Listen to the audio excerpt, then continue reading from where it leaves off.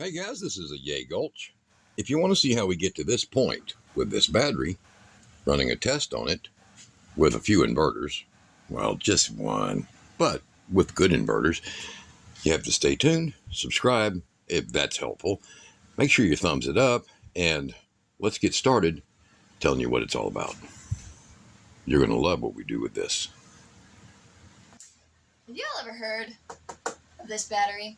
Well, I had neither until I scoured the internet and ran across it. Now, when I first met this Yeagulch over here, it had 3.4-star reviews, and it was a fairly cheap battery, but it was the exact dimensions that I happened to be looking for. It had a lot of bad reviews that were, generally speaking, I didn't get my bang for my buck type thing.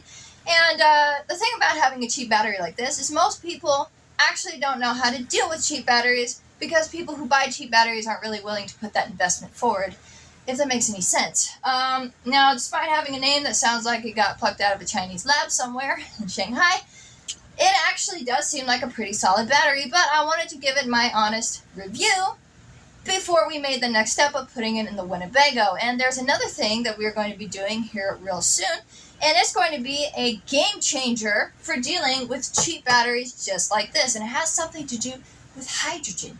Dad's going to be explaining that further along in the video, and it's going to be really neat, and we're going to be the first people that are going to do it. How do I know that? Because somebody's going to copy us. Now, over here we have a charcuterie board of sweet powers. Over here is my father's pride and joy. We have 12 volt, 36 volt. We don't have 24 volt, but we have 48 volts, and there's a 72 volt here too. I completely forgot we had that one. And this one, what was that, from 2019? 2017. 2017. And grab that one. Grab that one. That's the oldest one, I think. Works. Or no, the oldest one's 2015, and it's still installed. Still installed and running. Power is probably one of the best. This one here is from what year? I think it is, isn't it? Yes. 11 of 2017. So it's a 9.5-year-old and still works just fine.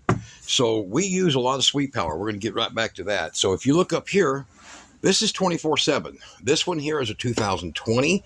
This is a 2019 model. And then this one, I think, is a 2023, but it is an MWXNE. Now, the reason this one is sitting up here is because it now runs power to the shop part of the building. So it runs that power. The rest of these here, this here, and then another one just like it back in the office area, also connected to a bunch of lithium iron phosphate batteries, is another one. So we run 3 of these to power our whole house, everything. The problem we had here was this thing here was, what did you say, almost 2 inches too long? Yeah, it was too long.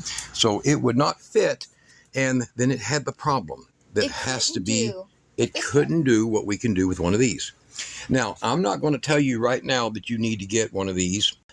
We could have bought the mini, which would not have been a good idea for what I'm going to be showing you guys. All right, so let me explain something. Kira was watching a video the other day, and it showed a guy's house that had been blown into toothpicks. And what had happened is a cell failure released enough hydrogen gas. Now, he had the 230 amp hour cells, and it released enough hydrogen gas that the fire marshal said it was equivalent of nearly 4 sticks of dynamite. That one cell. Yeah. One cell. Okay? If you have a cell failure from expansion or other things, you've got a problem. The one reason we wanted this battery, and you'll notice here, I've opened the battery. Okay? I've opened the battery. It's sitting here at a full charge, full blast charge, and I want to go ahead and unhook that now. Okay? I wanted to make sure you got to see it on full charge. So it's dropping down now. And this is the little meter that I made. Yes, y'all want to see that. Show off my work. Go look at the previous video on the channel, and you will see her build this meter. And I have it. Open it up right here. We have our little plug-in. We have our shunt. We have our fuse right here. We can pump about 150 amps through this thing just fine. Very proud of myself with this one. So. Yeah, it is a pretty. And then she made her a stand for it yesterday. See that? That way we can see it loud and clear. So it can be propped up nicely, and it uses these 2 posts to rest on. So y'all look for the previous video on the 48 volt battery that we just did, the Wheeze battery. Look for that one. And it shows her building this. Okay. Oh, and this is an XT90. Be sure you subscribe. Yeah, and she put an XT90 right there so she can actually plug the charger in via here instead of taking anything loose. That's brilliant. Okay. Or that's lazy. that's y'all's Wonder Electrical Girl. Okay. Brilliant or lazy, they seem to come together. They come together. So what we got going in the RV is we've got 2 Sun Fun kits, 304 to 310, and then we're going to have this. Now, the reason I'm using these instead of some open format or metal case is because it's going to have to be vented. I'm going to be showing y'all how to do that in a upcoming video. So you subscribe now and you're going to see the first video anywhere on the planet of how to do this and what type of battery you're going to want to do this.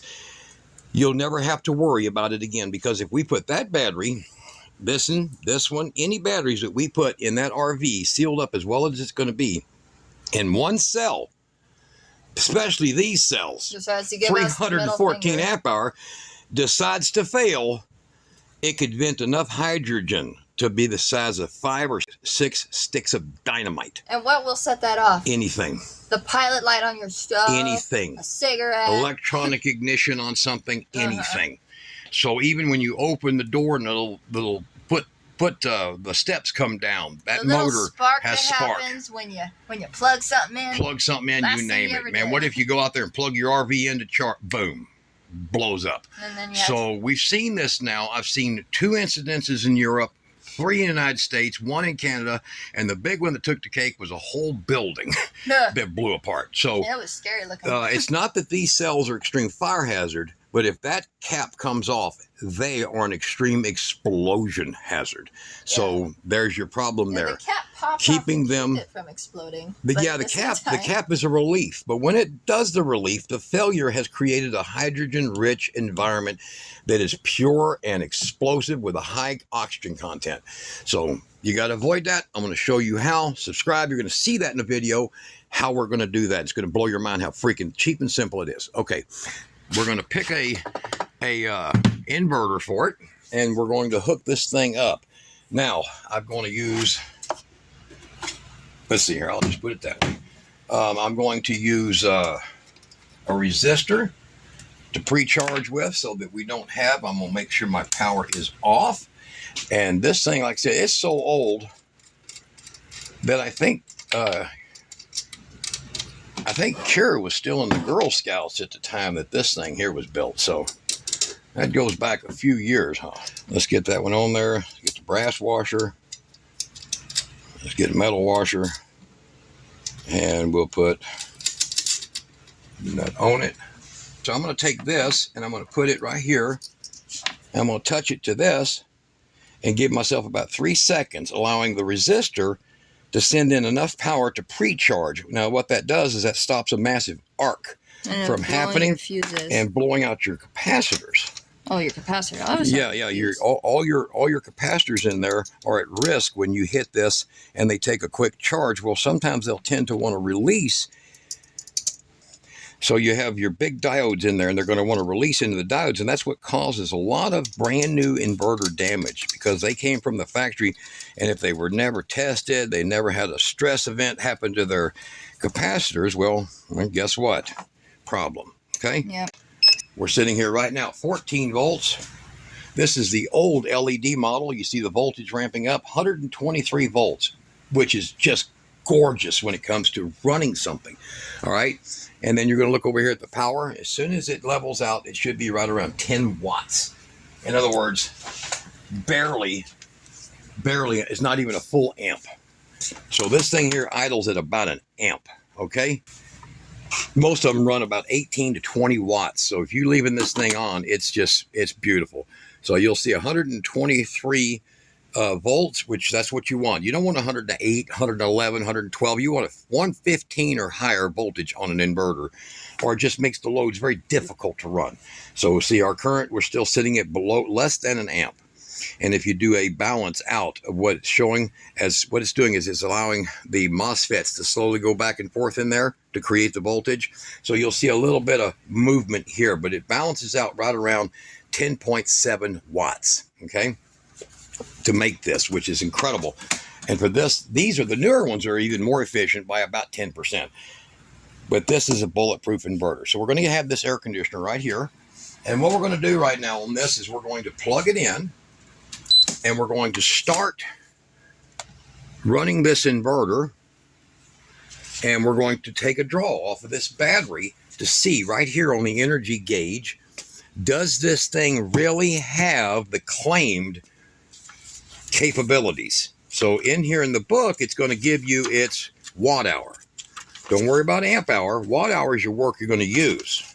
You know, like 314 amp hour. It doesn't, your math ain't going to happen easy doing it that way, okay? So up here, let's see if I can find it. I just had it. Up here, they'll have the watt hour of the battery, okay? In this one's case, our watt hours are 4,019 watt hours. So that would mean that if you have a 1,000 watt load and you run it for 4 solid hours, the battery will carry it. And in our case, we're going to be running about a 500 watt load. So this literally should take about 8 hours of constant, maybe a hair more, for that air conditioner to drain down this battery. The test starts now. We're setting the lowest setting over here. I'm going to set the mode on cool. And the thing about running an air conditioner inside the building like this is that it's venting itself out and it's making its cold air, so it's not going to make it cooler and it's not going to really make it hotter. But it's going to make a constant draw. So at this rate, we might get a small bonus of about 12-hour runtime. Okay? This inverter can handle it no problem whatsoever. So over here, as you see, we're only pulling 27 amps. That's it. It's not a whole lot of current. And we'll be able to bump that up a little bit. Let's try and see what a 1,000 watt load will do to it in addition. You'll be able to see that 1,000 watts over here because I'm not going to use a meter on it. But let's see what 1,000 watts will do to this thing.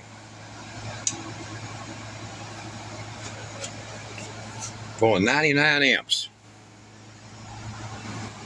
So 1,570. So we're pulling basically, look at that, 99. I think this being a 100 amp meter, we're exceeding 99 right now. So if you look at, 109 amps is what it should be pulling at that wattage. So right now pulling 109 amps through this thing. Voltage, look at that, 100% stable. You can look over here. This is why I recommend these guys. 122.2. All that power being pulled, and it's not a problem. See? Yeah. And we'll get it right back here on the watts. 350 watts coming in over there. 1,578 coming off the battery. So it should be able to pull this battery down at this rate in about 3 hours. We'll be back here in just a minute, and we're going to see, will this thing exceed 4,000 watt hours? It better. But I'm telling you right now, you better see that second video because it's going to show you something that you can do.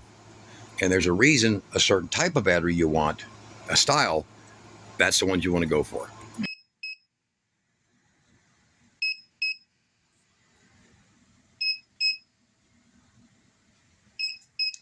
Well, it shut the inverter off at its low voltage point, and so far it's pretty impressive. You can see right here, it is almost to the watt hour point that it needs to be. That's impressive, guys. What did you think, Gary? You think it would make it over 3,800 before it did that? Uh-huh. It did, didn't it? Yeah. Yeah, that's shocking. So let me shut this off. All right. This is the reason you want to do a real life freaking test on these. Okay? If you get these batteries, or are you going to use one of those with the little fan and the cooling fans, the little tester that gets you a rating? Those are not real. This is not real. That's what's real. So Yeagulch did 99% of what's real when most batteries can barely hit 90%. So I'm giving you that up front. I think the majority of people, because these are so cheap, look below the video, I'll put a link to them. They're so cheap for the amount of power. So they give bad reviews because it doesn't, they may have some brand of inverter or some weird name brand inverter that's not quality. and it's acting up because it puts out low voltage. It draws higher amperage. Because the lower voltage, it has to draw higher amperage, and it gives them bad results. And then they blame this. I think if you look right here, 3960, 11.45. The inverter kicked off at 11.4, and it ran 3960 watt hour. Now, that's less than 60 watt hour from what the battery is sold as. But there's still power left in here. So I'm going to let Kira hold this, and I'm going to show you. I'm going to kind of mimic. I got here over here. I got some things set up to where I'm going to mimic what the guys do when y'all see them, and they're reviewing batteries. Okay, and they're and don't worry, we're going to get to that. Okay. And what they're doing is when they're reviewing these batteries, they're using a very controlled load. It's not like if you're going to live with the damn thing, right? When we buy these kind of things, we do it because we're going to live with it. So we want to make sure that that's the kind of result right there that you're going to get. You see? And when you're only dropping it to 11.45 before the inverters disconnect, but you're getting nearly 98, I think roughly 98%. 98%. 60. Yeah, 98%. 98% usable energy, guys. Usable. That's the math. It's not this, how many will it stop at? Usable. Not when the BMS disconnects. Usable. That's an impressive number. That's a really impressive number. I've got a $2,000 battery sitting behind me, can't do that. Okay? It gets close. It's about 96.5%. But the majority of batteries out there, you're lucky. I mean, you're seriously lucky if you get past 94% in a disconnect scenario of average inverter. Okay? So we're going to see if we have 419. Y'all see this box? Kira built this one too.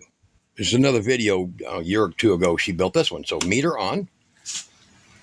She wanted to be able to test her battery builds that she does. Okay, she builds batteries, guys. Y'all know that. All right. Power on to this. This is a little Road Pro water heater. So it's going to pull about 6 amps, 5 to 6 amps. And right now it's pulling 56 watts. So we're going to look over here. Look, it's already gone up to 3960. It was right on the edge, wasn't it, of hitting 3960. So it's going up to 3960. So what we're going to do is we're going to let this thing take it down. I'm not going to even try to kill the BMS in this. Oh, quick add-on. I caught myself. I had it connected up to the main battery. It needs to be going through the shunt. So I moved the cables over there. So for you guys who are about to make that comment, I caught that. All right, so we'll be back as soon as this thing gets us down to at least 11 volts, 1110 maybe. We'll make a judgment call.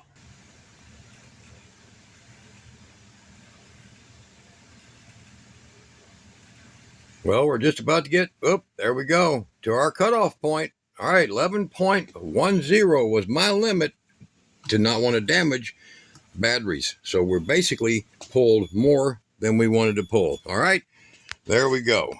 Time to kill it. Time to kill it. Bounced right back up to 11.12. That is a safe restart at about, I don't know, looks like 2.5 to 3% battery capacity left. That way you get the full life out of your cells, and we have a very hot pot of water. All right, so it looks like we exceeded the 419 without killing the BMS like they do in the other videos I've seen on this. Even though it allows you a 10.8, to come back on, it actually allows you a 9.2 to kill it. And that is just insanity. You don't do that. Never do that. You should be able to get your rating. Look, that's 4028. Let's say the rating is 4019. You should be able to get your full rating without having to do any of that. And that right there is what, 9 watt hours over what it's rated for without killing it. So if that don't tell you that's actually a good battery, I don't know what the hell to tell you. So hold on just a second. We're going to go lights out. Look at that. It bounced. I just saw it bounced up to 13. So pretty stable cells. Boom. Lights out. Oh, it's got some power from the inverter over here. Watch out. There. Turn the inverter on to kill the capacitors in it. And I won't get an arc anywhere. Okay, so we're just going to take Kira's little machine here and move it over here out of the way. Now, get these off of here too. All right, so it comes with 4 bolts. That's kind of handy. Watch out, that's real hot, huh? All right, now let's take a look on the inside where we have really heavy, looks like about 2 gauge cable inside. Yeah, feels like 2 gauge cable inside of it, both sides. So there's roughly 2 gauge. You can see it down here. That's a 2 gauge terminal. So you can see that. Decent routing on the wiring. It's not exactly all bound up like a lot of times. You should want it more loomed than it is. It's not as loomed as you want, but it does have this that sits in the middle of it. So that does isolate it. But what I'm going to be showing you in the next video is going to be something you really want to see. So stay tuned for that. The rest of this is pretty freaking heavy. Look how wide and how heavy these are.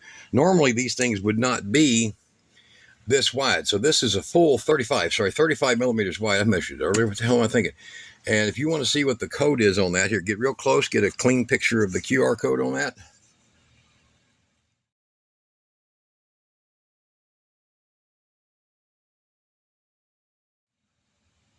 There you go. And what does it say they are? 314 amp hour? Yes.